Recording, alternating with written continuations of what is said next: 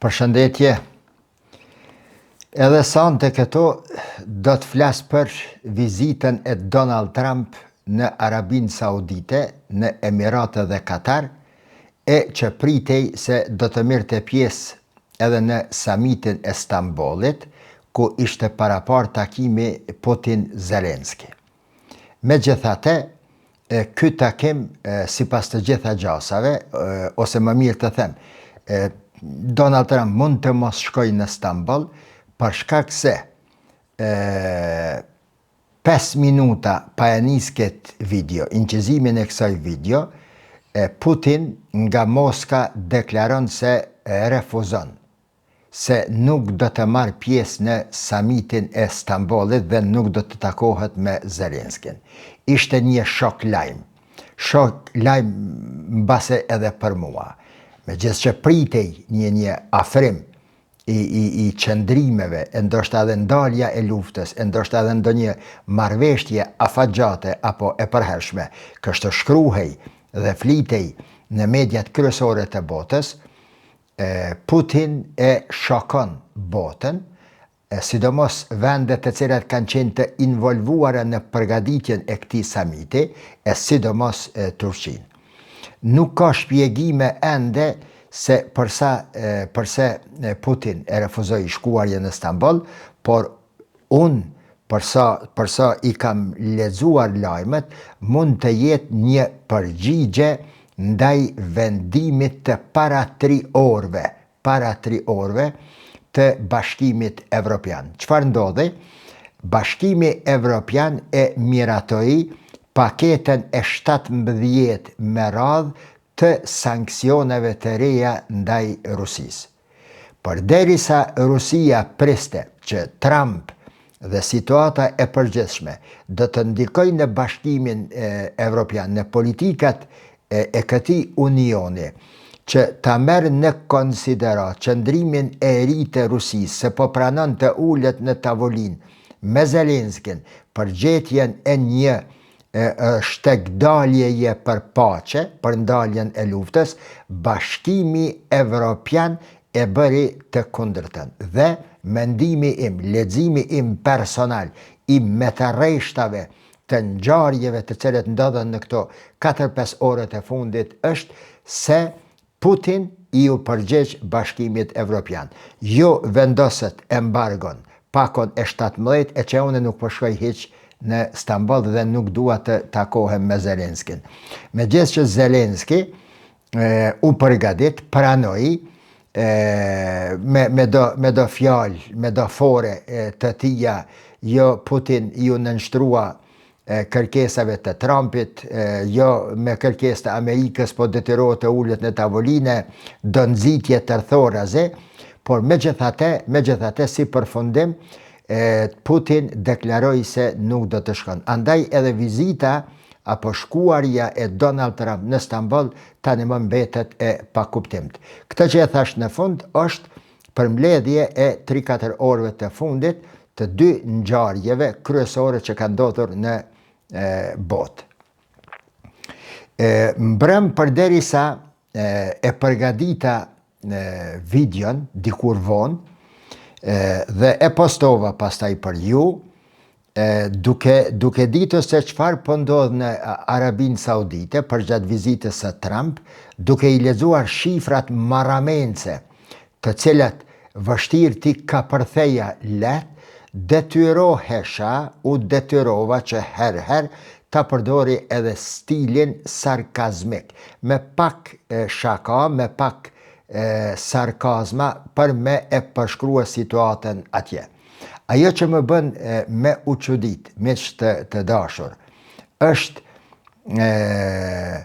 disa njerëz i shoh në për rrjetet sociale, ja shoh profilet e tyre, ka një background intelektual, janë njerëz të arsimum, hoxhallar, besimtar, shihet në përpilimin e fjalive të tyre se kanë një far bagazhe, se si nuk i kuptojnë sarkazmat në këtë rast të mijat, kur herë i përdori edhe në statuse, edhe në videot e mia.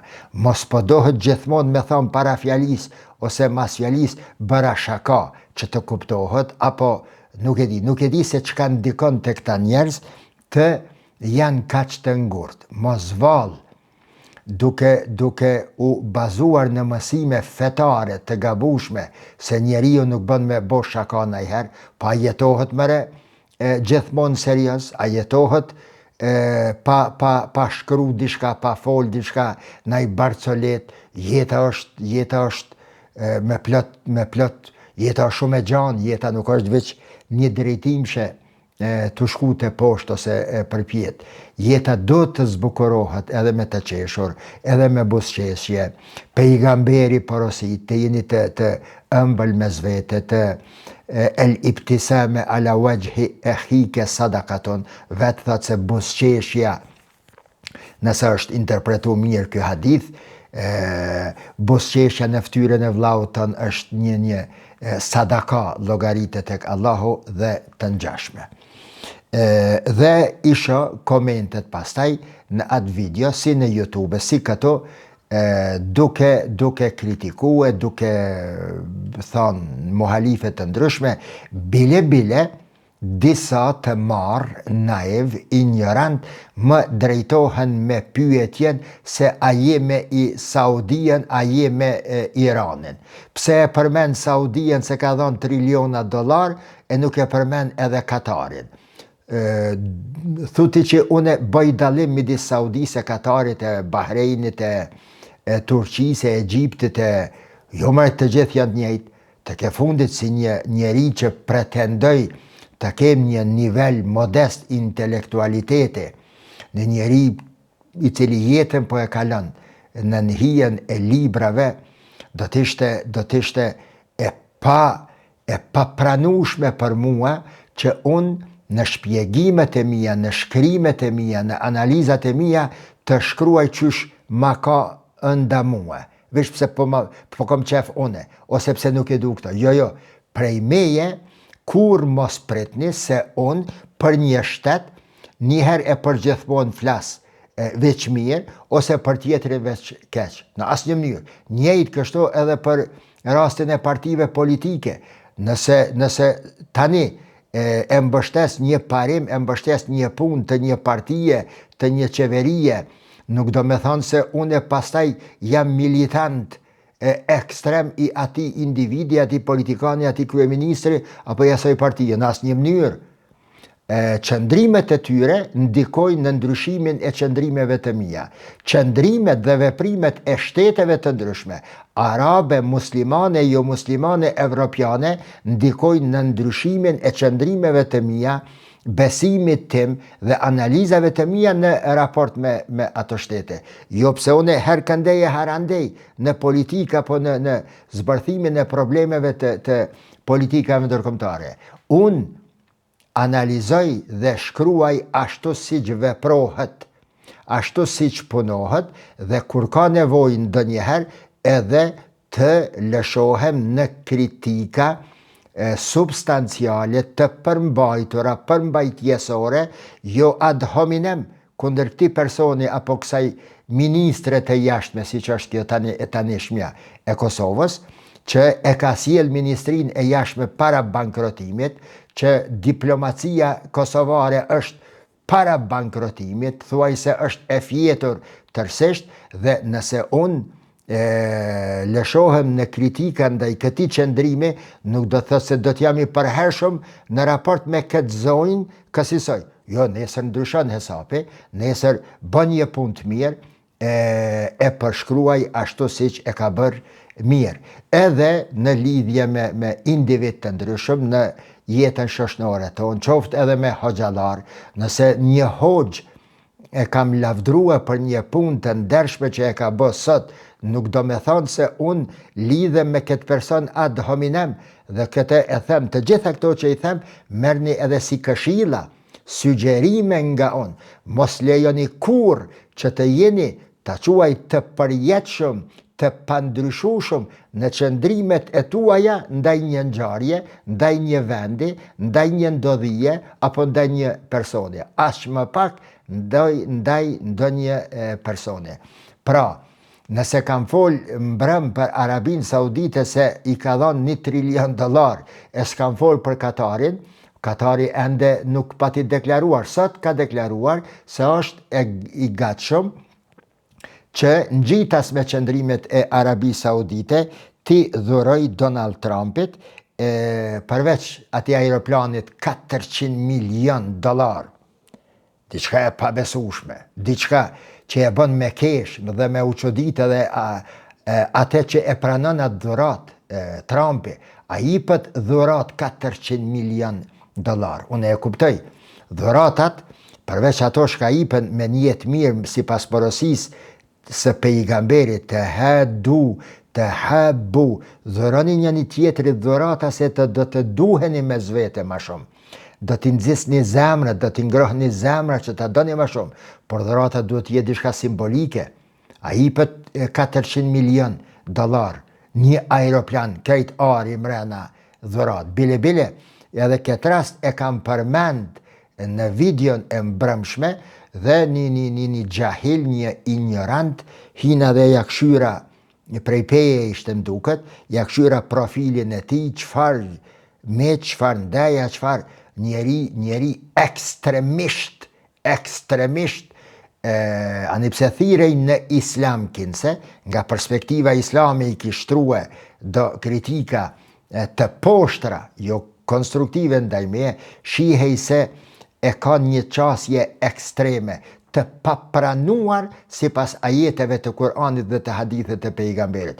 Askush nga jo, askush nuk ka drejt që të i jep vetes, nuk ka drejt që ta cilëson dike me besimtar e me jo besimtar, e me këndej, e me aje me Saudia, me Katara, me Irana, lëni këto muhabete spaku me mua sepse dukeni qesharak dhe më detyroni edhe më tutje që ta shtoj numrin e të blokuarve në Facebook dhe në për vendet të tjera mbi 5.000, deri tash 5.000 ka shkue, sigurisht janë 5.000 të blokuar, kryesisht njerëz të cilët kanë qasje ekstreme ndaj jetës, ekstreme si pro-islame, si anti-islame, islamofobët dhe ekstremistët që thiren në islam dhe veprojnë në emën të islamit duke e shpërfaq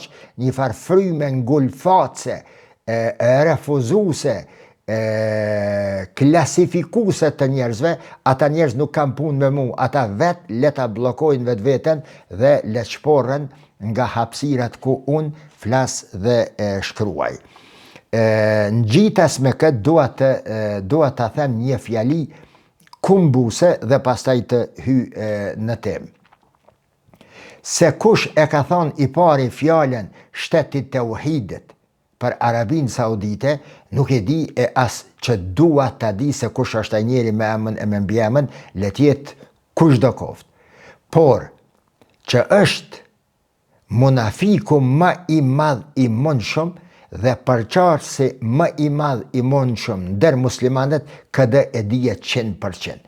Synim tendencios, anti-islamik, që një shtet islam të quan shtet i tauhidit, ndërsa të tjerat konsiderohen shtetet të shirkit, shtetet të kufrit, shtetet të nifakit, që shguzon me thonë. Po shtetet në fakt të krijuara tani nuk kanë të bëjnë as pak me substrat islam.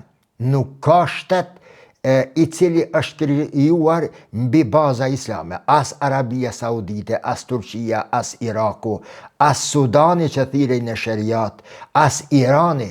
Kufit e shteteve të tanishme janë rezultat i konditave të reja pas shpërbërjes së Perandorisë Osmane. Bile janë kufit të imponuar nga ata të cilët e rrëzojnë halifatin islam.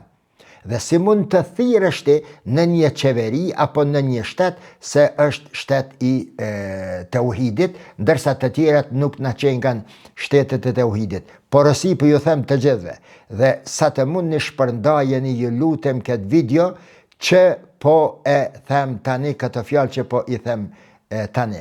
Ata të cilët ndër shqiptar thirrën në shtet të tauhidit dhe të tjerët janë shtetet të devijuara, qeveri të devijuara, ata të cilët thirrën në dietarët e Arabisë Saudite, apo të Egjiptit, apo të Katarit, se vetëm këta, apo të Turqisë, apo të Shqipnisë, të Kosovës, të Maqedonisë, se vetëm këta janë njerëz të tauhidit, vetëm këta shpjegojnë fejen ndjejt dhe të tjerët jo, bllokoni. Ikni prej tyne, sepse edhe nëse pavetdijshëm ata e bëjnë, a unë mendoj se prap atyre qëndroj njerëz të mençur, siç është i mençur ky që e ka thonë këtë fjalë shteti tauhidit, i mençur ky nuk ka budall, ky nuk ka xahil, ky e ka hedh njëre këtë fjalë dhe pastaj të tjerët besimtarët, një numër i tyre i madh niyet mirë, me qëllim të mirë, një numër tjetër naiv, ignorant, të paditur, të hyrë rishtas në fe, të ri në fe, të udhëzuar rishtas, shkojnë dhe i marrin për parime, si parime të jetës së tyre. Një njeri i cili i ndan shtetet muslimane në shtet të tauhidit dhe shtet jo të tauhidit, dine se e ka sherrin e madh. Ai njeri është më spaku është munafik. Pra, ky që e ka thonë i pari këtë fjalë, nuk është budall, nuk është xahil, është njeri shumë i mençur dhe e di pse e ka hedh në tregun e shoqërive muslimane, ndërsa të tjerët më pastaj keq përdoren dhe bien në grackën e njerëzve të cilët nuk ja dojnë të mirën. Në rastin konkret muslimanëve e islamit e më pastaj edhe muslimanëve dhe njerëzve të tjerë.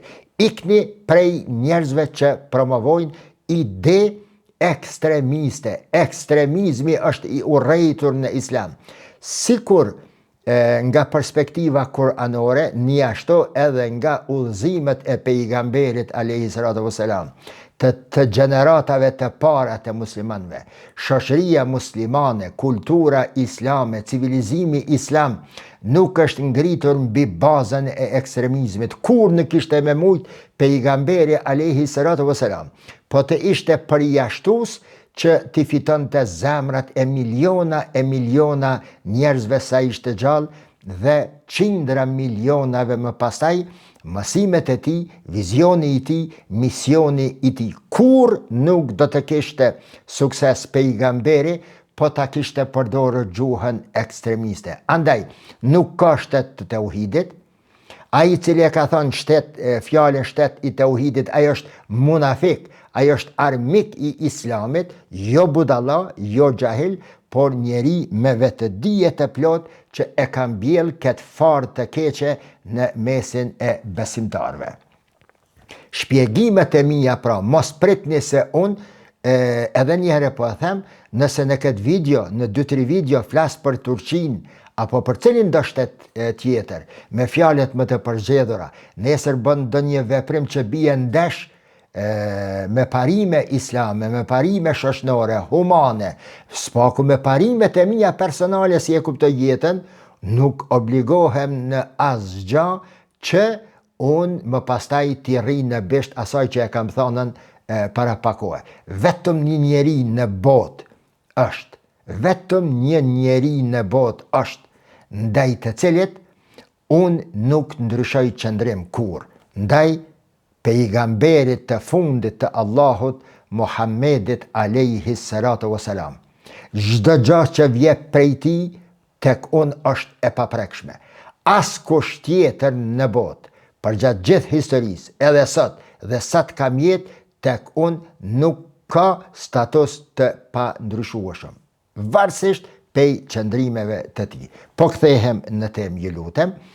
3 pika janë kryesore të cilat do të përmenden në lidhje me rastin konkret, me vizitën e Donald Trump. 3 pika janë arritur, 3 çështje janë arritur. E para çka është kryesorja, është fitoria e Sirisë. Fitore e Sirisë po e quaj në kondita të tanishme. e dimin e si ka qenë Siria deri me rrëzimin e Bashar al-Asadit, çfarë ka ndodhur pas rrëzimit, i dimi të gjitha, i dini edhe jo, jam munduar të shpjegoj para juve këto, në rrethonat të tanishme, kjo vizit e Donald Trumpit në shtetet e Gjirit Persik konsiderohet si prurje e një të mire të madhe për Sirin. Pse? Fillimisht ju heken embargo. Embargo që i është vënë që nga viti 1971, nëse nuk gaboj, apo tamam, 1971, atëhere kur Siria po trajnonte elemente palestineze dhe po i krijonte Izraelit problem. Mos të harrojmë, qeveria e Hafez al-Asadit ka qenë qeveria më e ngurtë dhe më kundërshtuese për të krijuar raporte bilaterale me Izraelin në kohën e tij. Bashar al-Asadi ndryshon nga qëndrimet e dikurshme, i biri i tij, të cilin e rrëzoi Ahmed Ashar, Turqia në fakt, i ndryshon qëndrimet, megjithatë politika e Sirisë ka qenë e atill që shtetet perëndimore, SHBA-ja, institucionet financiare të botës, me rekomandimet e Washingtonit zyrtar i vën embargo. Dhe embargot, inshallah nuk harroj, në një video më të përgjithësuar, në mënyrë më të gjerë, do t'i shpjegoj, kanë shkue val, deri në vitin 2019, prej 71 deri në 2019, sa Shtetet e Bashkuara të Amerikës, përveç që i ngrinë të gjitha ndihmat financiare për Sirin, i blokojnë llogaritë bankare, embargo të naftës, embargo të industrisë, embargo të pjesëve rezervë të makinave të ndryshme, e bëjnë pikën kulminante. Në atë nenin, në atë ligjin e vitit 2019, kontrata e Cezarit quhet, sipas atij që i fotografon të vrarët në përburgjet e Sirijës nga regjimi Bashar al-Asadit, thuhet aty se cilat do kompani në botë, në të cilën ndonjë qytetar amerikan ka partneritet 10% e mbite, e ka të ndaluar që të tregtoj me Sirin, me njerëzit e Sirisë, me njerëzit të cilët mbajnë përgjegjësi dhe pushtet në Siri. Pas vitit 2019, megjithëse që Rusia futet me ushtrijat në 2015, pas vitit 2019, ekonomia e Sirisë bankroton në të gjitha rrafshet. Andaj Iranit, fillimisht Sirisë, i hapët një hapësirë, një mundësi e artë që ta shndrojnë tokën e Sirisë, Erdosham, tokën e Sirisë, si një bashkë të tyne dhe ta fragmentojnë, ta levrojnë, ta vllaqitin, sipas interesave të tyre shtetnore, kombëtare, medhhebiste dhe fetare.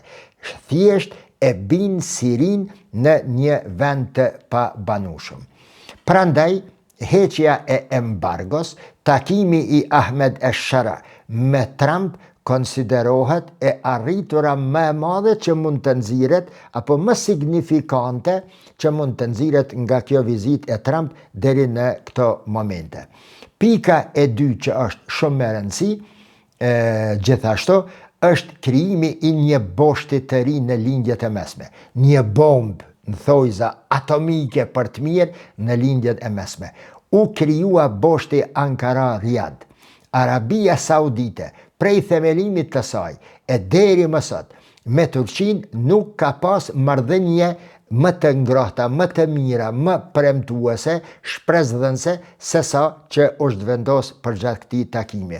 Me propozimin e Donald Trump, i cili, me paraprgaditje paraprake natyrisht, i cili ka thënë se janë budallënj ata të cilët nuk besojnë ende se unë dua paqë dhe prosperitet në botë. Dua paqë dhe prosperitet në sidomos në lindjen e mesme. Dhe pika e tretë, signifikante që bie në sy dhe do të trajtohet këto është rasti i trilionave dollarve që po i merr Donald Trump me veti, vagonave si po i quaj une. Një trilion i sigurt nga Arabia Saudite, 1.4 trilion nga Emiratet e Bashkuara Arabe, të cilat i premtuan Trumpit pa ja kërku hiç, po bojnë 2.4 dhe 1.5 trilion nga Katari.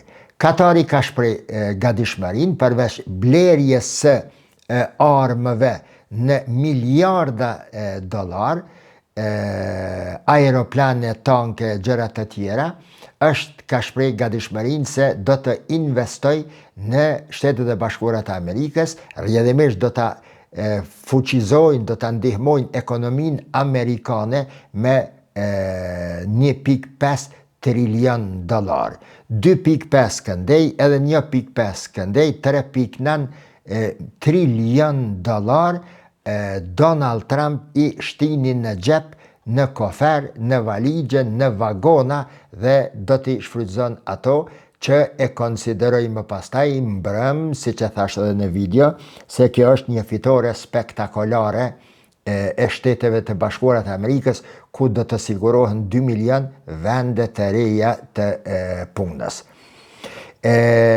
Në raport me pikën e parë të cilën e përmenda, bazuar në zëdhënësën e shtëpisë së barë, Karoline Leavitt, Donald Trump i vë 5 kushte Sirisë nëse dëshiron që Siria të ecë drejt prosperitetit. Duke u frigu se po harroj të them edhe këtë të cilën e shkrova në statusin tim, se Siria i ofroi Shteteve të Bashkuara të Amerikës një shumë ndoshta më të madhe se Arabia Saudite. Përse është fjala? Pasi u gëzue Ahmed Eshar, u knaq me hekjen e këtyre sanksioneve, e që me parat e Arabi Saudite, më pastaj e të Katarit, e të Kuvajtit, e Emirateve, do të rindërtohet Siria dhe kompani turke do të jenë ato që do të punojnë mas shumëti, përfitime për Turqinë në qindra miliarda dollar, një bashkë që mashallah për me punu aty, me shit ushqim dhe gjëra të tjera. Si kompenzim ndaj kësaj, ose në shej ejvallah, falenderimi për Donald Trump, Ahmed Eshar i tha Trumpit se ju lëm në dispozicion të gjitha burimet e naftës në Siri. Të gjitha burimet e naftës, në to do të kenë akses kompanit e naftës, kompanit amerikane të naftës, e që janë dhjetra e qindra miliarda dollar. Nuk precizohet aty se përsa vite, përsa dekada, por që i tha burr i botës, zotni Trump, shka ka naft e Siris, është e jotja. E kam shpjeguar në një video të kaluar, nafta e Siris është në pjesën veri lindore të Siris, aty ku ende kontrollohet nga JPG-ja, me gjithë që JPG-ja paraprakisht, e më pastaj edhe PKK-ja kanë deklaruar shpërbërjen e saj. Si kusht pra për me i hek sankcionet dhe me u zhvillu Siria, si pas zëdhënësës shtëpisë së barë Karoline Leavitt, Trump i vënon 5 kushte. I pari është nënshkrimi i marrëveshjes së Abrahamit, që normalizon marrëdhëniet e Siris me Izraelin, një ide, një marrëveshje të cilën e ka nisë fillimisht Donald Trump me Emiratet e Bashkuara Arabe, me Sudanin, pastaj me Marokon dhe me Bahrejnin, e që si rezultat i kësaj, në bazë të analizave që i kam spjeguar edhe në televizionet kryesore të Shqipërisë, pëlqiti lufta në Gaza pak ditë para se edhe Arabia Saudite ta nënshkruante marrëveshjen e Abrahamit për raporte bilaterale dhe strategjike, siç përmendej,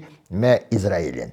Kushti i dytë të cilin e kërkoi Donald Trump është që të gjithë luftëtarët e huaj që gjenden në Siri të largohen nga aty. Aludohet më shumë në iranianët, sepse Donald Trump edhe i përmeni më pastaj haptas dhe i kërkoi Iranit që të ulet për bisedime, duke i thënë Teheranit se jemi për paqë, mos na detyroni me përdor forcën, eja dhe ulu, sepse derisa të jenë Shtetet e Bashkuara të Amerikës gjallë, nuk do të lejohet që Irani të ketë armë bërthamore për hir të sigurisë globale, siç e cilësoi Donald Trump. Pra kushti i dytë që të largohen të gjithë ushtarët e huaj, atje ka ende edhe shqiptar. E treta është deportimi i antarëve të lëvizjeve të armatosura palestineze. Janë disa parti dhe grupe të ndryshme politike dhe militante palestineze që kanë vepruar për dekada në Siri, kusht e ka me i largua dhe këte. E katërta, ndihma ndaj Shteteve të Bashkuara në parandalimin e kthimit të ISIS-it, dhe e pesta, duke marrë përgjegjësi për qendrat e paraburgimit të ISIS-it në verilindje të Sirisë. Në verilindje të Sirisë, dëgjoni, kur Donald Trump dhe SBA-ja nuk lejonte që Turqia ti shkatroj tërësisht JPG-n dhe ti largoj nga aty, në pyetje ka qenë, nuk dua ta justifikoj, por në pyetje ka qenë se SBA-ja vetëm kurdve ju ka besuar në Siri, andaj edhe i ka armatos dhe atë armë jenë përdor pastaj kundër Turqisë. Dhe burgjet e ISIS-it, ku janë të vendosur, të burgosur pjesëtarët e ISIS-it, janë vendosur në pjesën verilindore të Sirisë të kontrolluara nga JPG-ja. Dhe për fund, me gjithë që ka shumë çka të flitet për u zgjat tema, duke shkuar me aeroplan nga Riadi, Donald Trump në aeroplanin e tij live thot miru pafshim Siri në ditë shumë më të mira se çka kaluar deri më tani populli sirian.